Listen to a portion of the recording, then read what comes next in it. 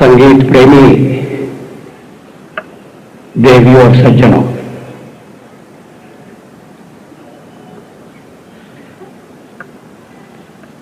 आज की सांझ कुछ अलग दिखाई देने वाली सांझ है।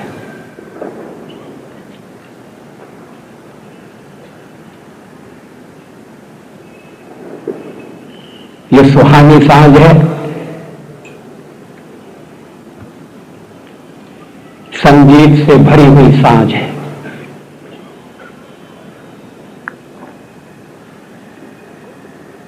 पुणे में मैंने अनेक शामें बिताई हैं।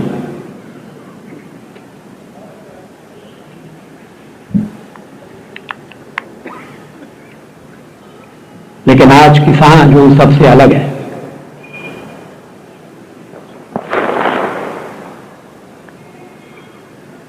संगीत का हमारे जीवन में, हमारी संस्कृति में बड़ा महत्वपूर्ण स्थान है। नाद को ब्रह्म कहा गया है। नाद के बिना सृष्टि की कल्पना भी नहीं की जा सकती।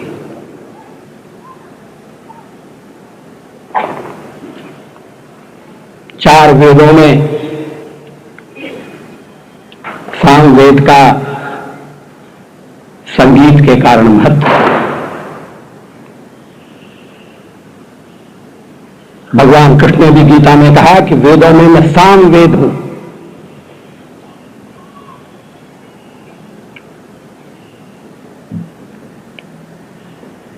भगवान कृष्ण से एक कथा के अनुसार नारद जी ने पूछा था कि आप कहां मिलेंगे, आपके दर्शन कहां होंगे। तो भगवान ने जो कुछ कहा उसका सार यह है कि मैं स्वर्ग में नहीं मिलूंगा, जहां योगी योगाभ्यास करते हैं वहां भी मुझसे भेंट नहीं होगी। मैं वहां मिलूंगा जहां भक्त लोग गीत गाते हैं, गीत गाते हैं, वहां मैं खड़ा रहूंगा जहां गीत होते हैं।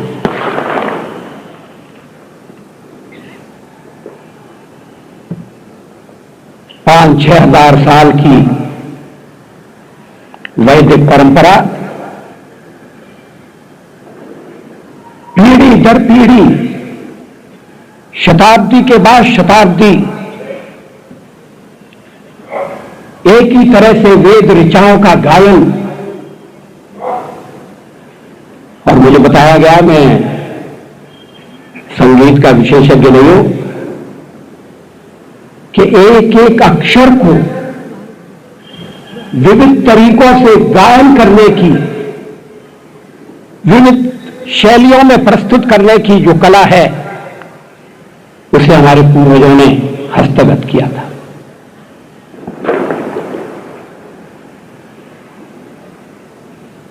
वो परंपरा लगातार चली आ रही है।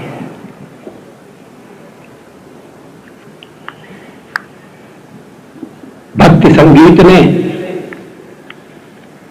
देश में संजीवनी का काम किया। पराधीनता के काल में, अन्यायों के बीच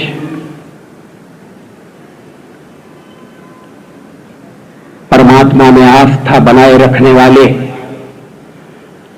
हमारे गायक संत गायक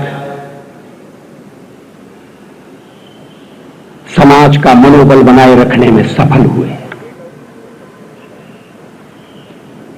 उन्होंने भक्ति का, करुणा का ऐसा प्रवाह बहाया जिसने सारे समाज को एक नया जीवन प्रदान किया।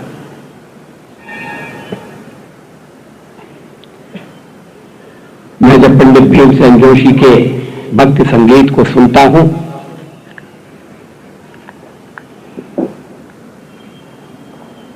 तो मेरा हृदय पुरानी स्मृतियों से भर जाता है।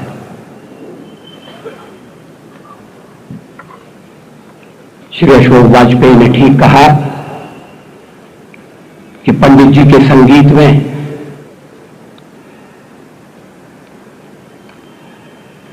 करुणा भी और शक्ति भी, माधुर्य भी और ऊर्जा भी।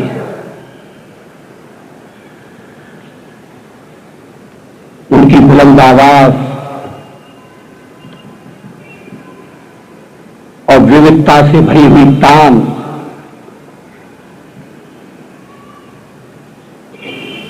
राग में खोते हुए मगर राग से अलग हटकर एक जादू उत्पन्न करने की उनकी शक्ति और क्षमता, उनके सुर का सौंदर्य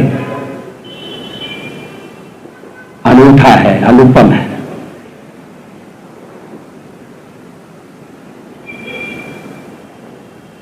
मैं सोचता हूं मुझे इस कार्यक्रम के लिए क्यों आमंत्रित किया गया।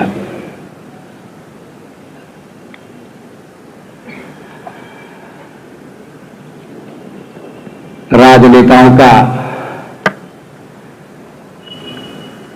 संगीत से ज्यादा लगाव या संगीत में रुचि छवि बिगाड़ने के लिए पर्याप्त हो सकती है।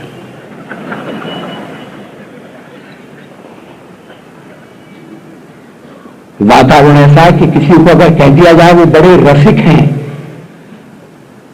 तो उसका मतलब हुआ काही तरी गड़बड़ असेल।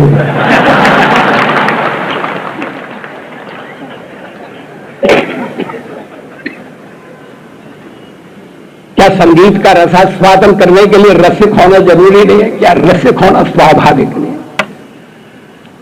इस देश में, इस देश की परंपरा में, इस धरती में, आप इस धरती को कान लगाकर सुने, ये धरती गाती है। ये बदलते हुए मौसम, ये खिलते हुए फूल, ये मुडराते हुए भौरे,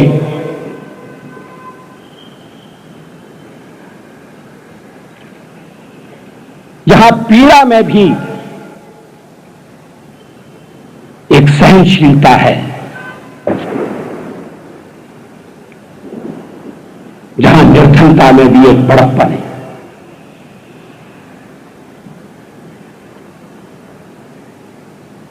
मैंने सोचा शायद मुझे इसलिए बुलाया है कि मैं ग्वालियर का हूं।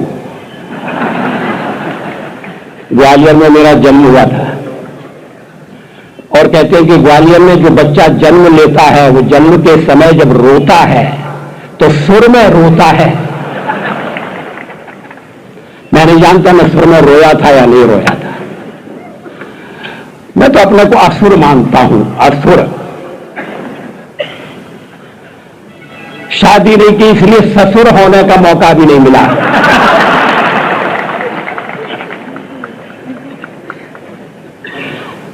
पंडित जी संगीत की तलाश में ग्वालियर भी गए थे।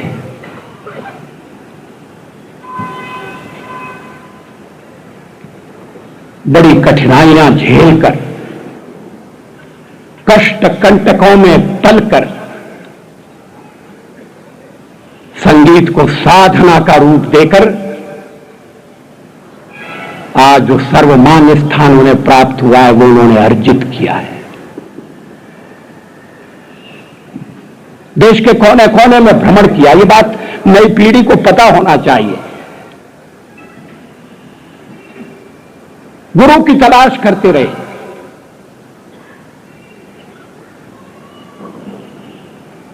मगर साधना में लगे रहे।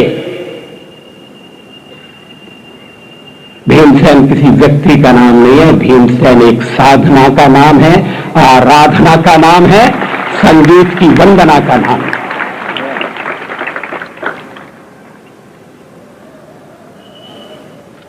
उन्होंने किराना घराने की कीर्ति पताका को दिग्दिगंत में फहराया। देश के भीतर भी और देश के बाहर भी।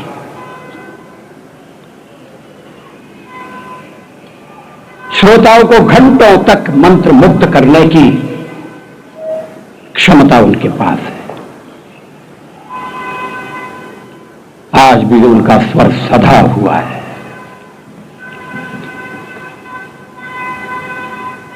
उनकी वाणी मन को मोहने वाली है, मगर उसमें एक शक्ति है और वह शक्ति अनुप्राणित करती है।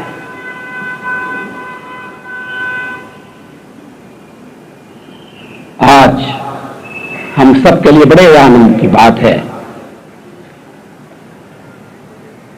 हम उनका अमृत महोत्सव मना रहे हैं। पुणे की नगरी का यह आयोजन सचमुच में एक अनूठा आयोजन है। शास्त्रीय संगीत हमारे देश में रसज्ञ श्रोताओं का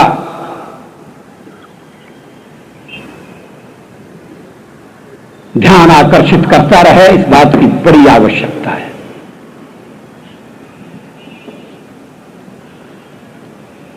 नई पीढ़ी इसके मर्म को समझे, इसकी गहराई को नापने की तैयारी करे, उसमें डूबने की तैयारी करे, ये बहुत आवश्यक है। संगीत की अन्य विधाओं से शास्त्रीय संगीत का विरोध नहीं है, मगर शास्त्रीय संगीत अपनी अलग श्रेणी में रखा जाने वाला संगीत है।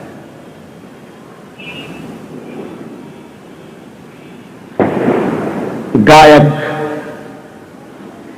जिसमें स्वयं गायन बन जाता है, गायक जिसमें स्वयं गीत का रूप ले लेता है, अपने को भूल जाता है, खो देता है,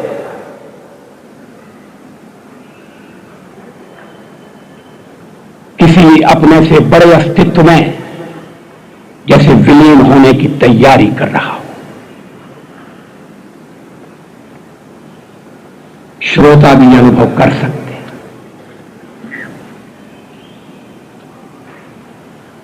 मैं चाहूंगा कि शास्त्रीय संगीत के जो जानकार हैं, वे नई पीढ़ी में भी इस शास्त्रीय संगीत के लिए रुचि पैदा करने का प्रयास करें। अभी अशोक जी कह रहे थे कि नेता से पूछा कि मालकोस के राग का क्या मतलब है।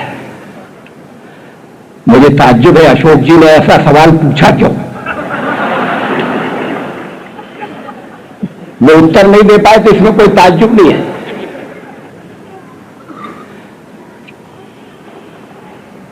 क्यों या तो संगीत समारोह के उद्घाटन के अवसर पर बुलाया जाता होगा, और या कहीं किसी रिकॉर्ड का अगर विमोचन होने का समय आया होगा तो उनकी याद की जाती होगी। हर एक को बचपन में संगीत का संस्कार नहीं मिलता, ये बात हमें समझनी चाहिए। जहां मिलता है वहां ऐसा उत्तर शायद नहीं प्राप्त होता।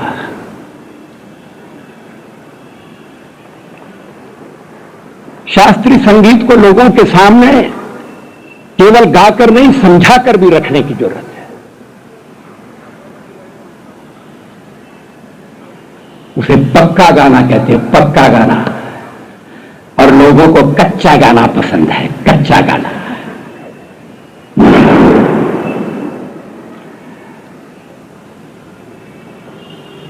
शास्त्रीय संगीत अपना स्थान रखता है, इससे कोई इनकार नहीं कर सकता। पंडित जी पिछले 50 वर्ष से एक ज्योति जगाए हुए हैं, स्वर की साधना में लगे। उनका जीवन संगीत के लिए समर्पित जीवन है। बड़े परिश्रम से उन्होंने संगीत सीखा और अब उतने ही परिश्रम से संगीत सीखने वाले भीमसेन जी के चरणों में बैठकर अपने को धन्य मान सकते हैं। मैंने सोचा राजकारण पुष्कर डाला है, आज संध्याकालीन संगीत चर्चा हो गया। राजनीति तो बेसुरी हो गई है।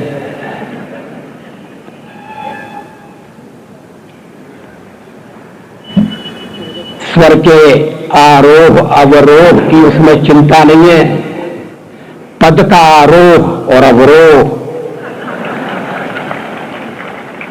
कौन नीचे आया, कौन ऊपर गया और कौन बीच में लटक रहा है। नौशाद साहब साफ बिखर रहा है, वाद्य यंत्र टूट रहे हैं, मान्यताएं मिट रही हैं,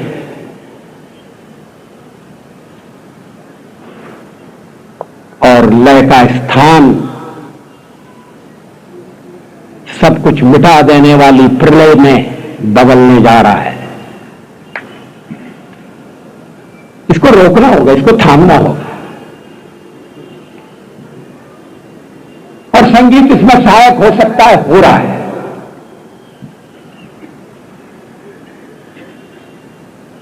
पंडित जी ने मुझे लज्जित कर दिया जब उनके अभिनंदन के बाद वो मेरा अभिवादन करने के लिए झुके।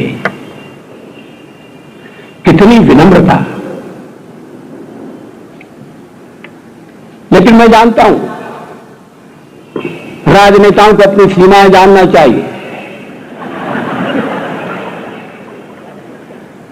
राजनेता आएंगे चले जाएंगे, मगर भीमसेन जोशी का नाम अमर रहने वाला है।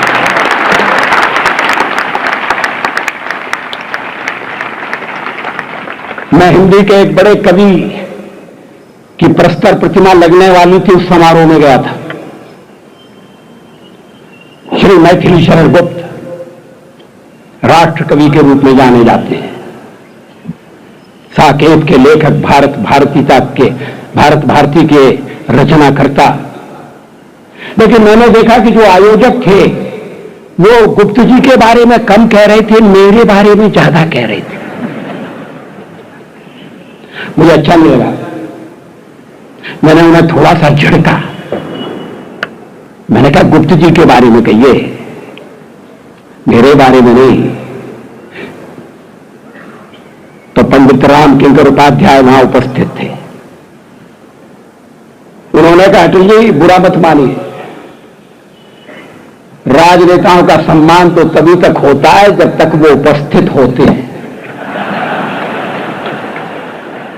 मैथिली शरण गुप्त किसी सम्मान के भूखे नहीं है, आप चिंता मत करिए। जब आप नहीं होंगे उसके शताब्दियों तक मैथिली शरण गुप्त का नाम लिया जाएगा। यही बात पंडित भीमसेन जोशी पर लागू होती है। मुझे खुशी है केंद्र की सरकार ने, महाराष्ट्र की सरकार ने इस अवसर पर अपना अभिनंदन का संदेश भेजा है। राजशक्ति क्षणिक है, तात्कालिक है, अस्थायी है। संगीत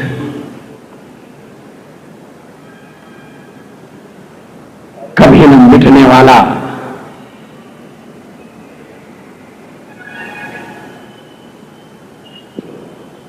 पीढ़ी दर पीढ़ी लोगों को आंदोलित करने वाला तत्व है। मैं पंडित जी के प्रति अपना आदर प्रकट करता हूं, श्रद्धा का निवेदन करता हूं, परमात्मा से प्रार्थना करता हूं वो 125 साल जिए, हमारे बीच में रहें, उद्दंड आयुष्य प्राप्त हो, अगर मराठी में कहना हो। इसी तरह से संगीत की साधना करते रहें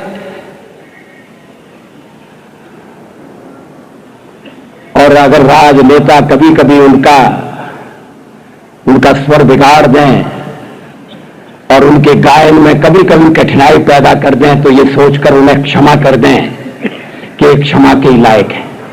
धन्यवाद।